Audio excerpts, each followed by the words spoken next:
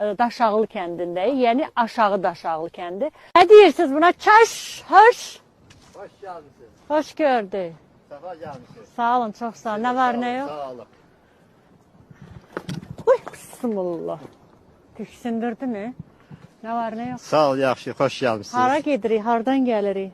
Mən qonşudan gəlib evimizdə gedirəm. Qonşu hardadır? Qonşu qonşumuzdan. Yəni bu kənddir. Bu kənddir, bəli, bəli. Daşağılı kəndi. Kənddə aşağı Kəndin kənd. nümayəndə.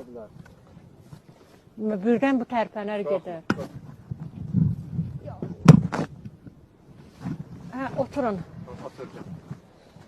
Hə, burada oturun. Mənə görə bunlar belə elədilər deyəsən, elə? Bu saat bizi yıxacaqlar. Ay Allah! Çox getdilər.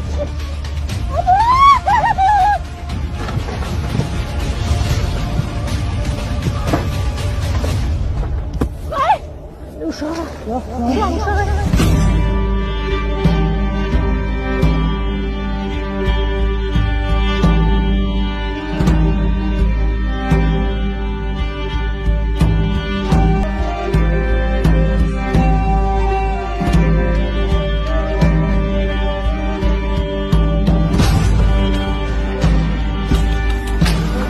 Çok şükür, çok şükür.